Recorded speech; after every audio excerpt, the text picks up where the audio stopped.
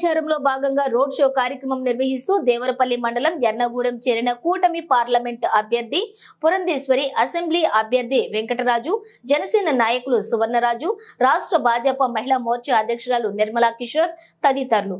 Parliament అభ్యర్థిని పురంధేశ్వరి మాట్లాడుతూ doctor C Narayana Reddy కవిత వినిపించి ప్రసంగం ప్రారంభించారు. ముఖ్యమంత్రి జగన్మోహన్ రెడ్డి ప్రభుత్వంపై పలు విమర్శలు చేస్తూ హోంమంత్రి తానేటి వనితపై విమర్శలను పురంధేశ్వరి గుప్పించారు.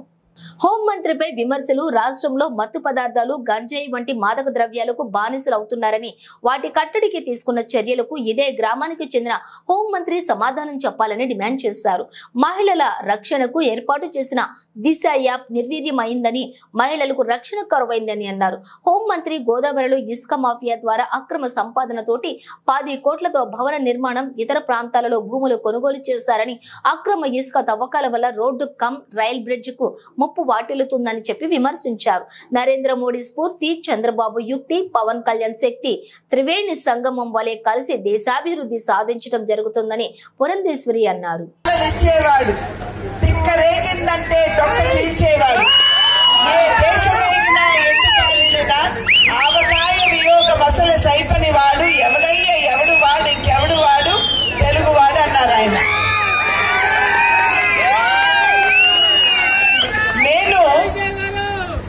కవితని ఎప్పుడు స్మరించుకున్నా సరే నా కళ్ళ ముందు సాక్షాత్కరించేది నందమూరి తారక రామారావు గారి రూపం. ఆ మహనీయుని మీరందరూ అన్నా అని పిలుచుకుని మీ హృదయ పీఠిక మీద వారిని ప్రతిష్ఠించుకున్నటువంటి సందర్భంలో నేను ఇక్కడికి ముఖ్య అతిథిగా కాదు, మీ ఆడబిడ్డగా వచ్చానని చెప్పి మీ అందరికీ నేను తెలియజేస్తున్నాను. ప్రొద్దుటి నుండి కూడా 7 గంటల నుండి మా యొక్క ఈ పయనం ప్రారంభమైంది. ఇప్పుడు 9:30 పావులకు 10 అయింది. ఇప్పటి వరకు ఎక్కడికి వెళ్ళినా ప్రజలు ప్రపంచంలాగా ముందుకు వచ్చి మమ్మల్ని అందరినీ కూడా చాలా సాదరంగా స్వాగతిస్తున్నారు. మీరందరూ కనబరుస్తున్నటువంటి ఈ ప్రేమాభిమానం ప్రత్యక్షంగా మా పట్ల కనబరిచినప్పటికీ అది పరోక్షంగా నందమూరి తారక రామారావు గారి పట్ల మీ అందరికీ ఉన్నటువంటి గౌరవానికి సూచిక అని చెప్పి నేను భావిస్తున్నాను. ఎన్నికలు మన ముందున్నాయి. మే 13న మన ఓటు మనం వేయబోతున్నాం. ప్రజాస్వామ్య వ్యవస్థలో మన దగ్గర ఉన్నటువంటి అతి పదునైన ఆయుధం ఏదైనా ఉన్నది అంటే అది మన ఓటు హక్కు అని చెప్పి మనందరికీ తెలుసు.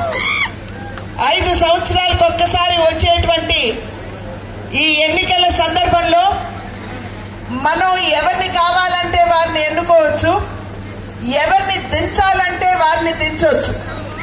అది మీ దగ్గర ఉన్నటువంటి సత్తా అని చెప్పి మీ అందరూ కూడా గుర్తించవలసినటువంటి అవసరం ఉంది. మీ చూపుడు వేల మీద పడేటువంటి సిరా మరక ఏదైతే ఉంటుందో మనం గుర్తుంచుకోవాల్సింది, ఆ సిరా మరక మన భవిష్యత్తుని, మన రాష్ట్ర భవిష్యత్తుని మార్చేదిగా ఉంటుంది అని మనం అందరం కూడా గుర్తుంచుకోవాలి. కనుకనే మే 13 మన ఓటు హక్కు వినియోగించుకోవడానికి వెళ్తున్నటువంటి సందర్భంలో మనం అందరం కూడా చాలా ఆలోచించి విచక్షణతోటి మన ఓటు హక్కు వినియోగించుకోవాలి అని చెప్పి నేను చేస్తున్నటువంటి అభ్యర్థన. నాకు స్ఫురణకు వచ్చేది నరేంద్ర మోడీ గారి వారి యొక్క స్ఫూర్తి, చంద్రబాబు నాయుడు గారి యుక్తి, పవన్ కళ్యాణ్ గారి శక్తి నాకు ఇక్కడ చక్కగా ప్రస్తుతంగా కనపడేటువంటి పరిస్థితి. మనం ఈ కూటమిని ఆశీర్వదించాలి. ఎప్పుడైతే ఈ కూటమిని ఆశీర్వదిస్తారో కేంద్రంలో ఎన్డీఏ, నరేంద్ర మోడీ గారు ప్రధాని, రాష్ట్రంలో ఎన్డీఏ, చంద్రబాబు నాయుడు గారు ముఖ్యమంత్రి, అదేవిధంగా రాజమండ్రి నియోజకవర్గం పార్లమెంట్ తీసుకున్న మీరు ఎన్డీఏ కూటమికి సంబంధించినటువంటి అభ్యర్థుల్ని కనుక మీరు ఆశీర్వదించినట్లయితే రాజమండ్రి అభివృద్ధికి మీరు పునాది వేసిన వారు అవుతారని చెప్పి మీ అందరికీ కూడా నేను తెలియజేసుకుంటున్నటువంటి విషయం, నివేదికలు మనకి తెలియజేస్తున్నటువంటి విషయం. స్వయంగా ముఖ్యమంత్రి గారి పక్కన కూర్చుని వనిత గారు చెప్పినటువంటి విషయం, దిశ యాప్ ప్రతి మహిళ డౌన్లోడ్ చేసుకోవాలి. దిశ యాప్ ఆన్ చేసి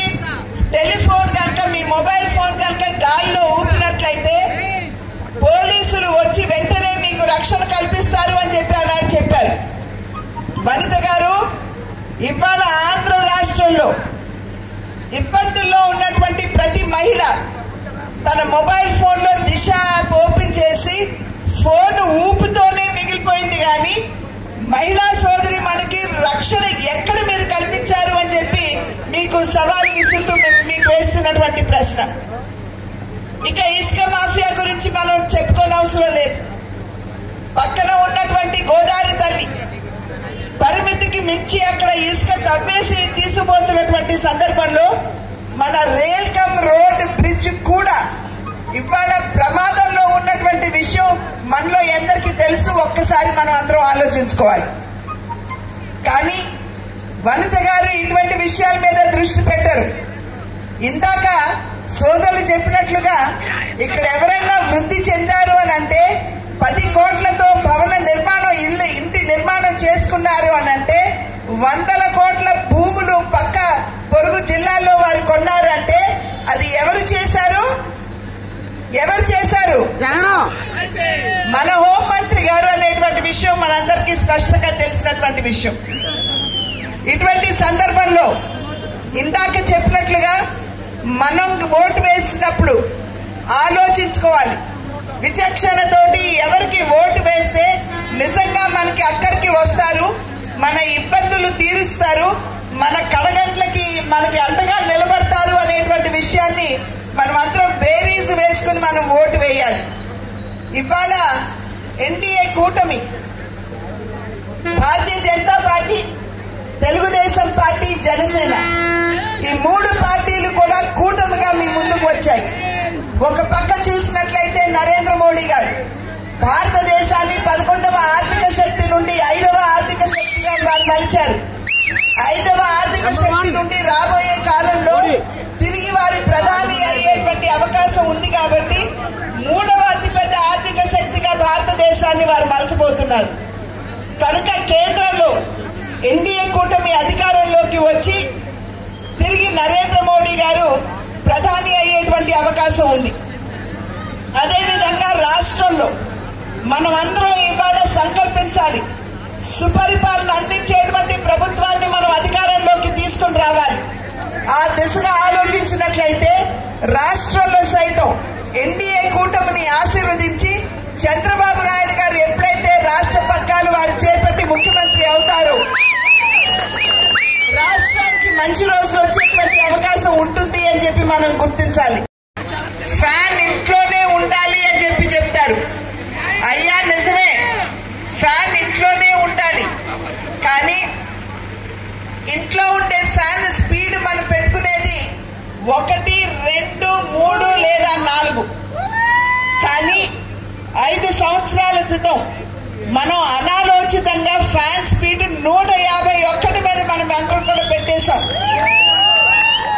దాని ఫలితం మన ఇంటి కప్పెగిరిపోయింది, గోడలు కూలిపోయాయి, శిథిలంగా మిగిలిపోయినటువంటి ఆంధ్ర రాష్ట్రంలో జీవోత్సవాలుగా మనం ఉన్నామనేటువంటి విషయం మీరందరూ గమనించాలి. ఏదైతే మనం గొప్ప ఆశతోటి ఆనాడు జగన్మోహన్ రెడ్డి గారికి పట్టం కట్టారు, ఇవాళ వెనుతిరిగి చూసుకున్నట్లయితే రాష్ట్రానికి ఒనగారింది ఏమీ లేదు. 14 లక్షల కోట్ల అప్పు భారం ఇవాళ రాష్ట్రం మీద ఉన్నది.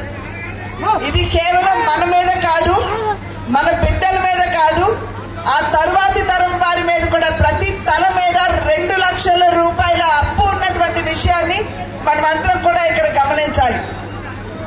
ఎర్నిగూడెంలో రాష్ట్రానికి సంబంధించినటువంటి హోంమంత్రి గారు నివసిస్తారు. ఇక్కడ ఇవాళ మనం వారిని అందరూ ప్రశ్నించాలి. మీరు హోంమంత్రిగా రాష్ట్రానికి ఏమి చేశారు అని చెప్పి ఆ ప్రశ్నకి ఇవాళ జవాబు ఇవ్వాల్సినటువంటి బాధ్యత మంత్రి గారి మీద ఉన్నది.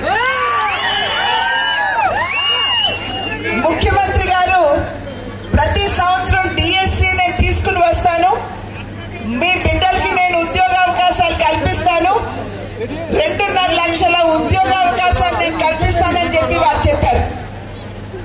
కానీ నేటి వరకు కూడా మన బిడ్డలకి డిఎస్సి లేదు. ఎన్నికలకి ముందు డిఎస్సి అన్నారు, కానీ వెంటనే కోర్టు ఎన్నికల సందర్భంలో మీరు డిఎస్సి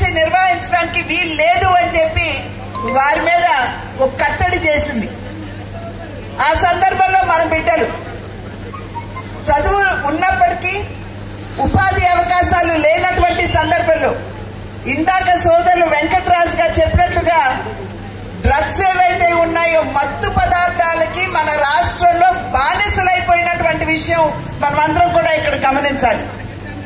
మరి వనిత గారు హోం మంత్రిగా వారు గంజాయిని అరికట్టడానికి కట్టడి చేయడానికి ఏమి అడుగులు వేశారు అని చెప్పి మన బిడ్డలకి వారు సమాధానం చెప్పాలి. అదే విధంగా మహిళలు అంటాడు మీ వాడు ప్రతిపాటి వెంకటరాజు వైపు చూస్తారా ఆలోచించమని మరొకసారి తెలియజేస్తూ మరొక మాట నేను ఎప్పుడూ ఒక నినాదం ఇస్తుంటాను. మద్దిపాటి వెంకటరాజు చంద్రబాబు నాయుడు గారు భక్తుడు. మద్దిపాటి వెంకటరాజు పవన్ కళ్యాణ్ గారు వీరాభిమాని. జై తెలుగుదేశం, జై జనసేన, జై బీజేపీ.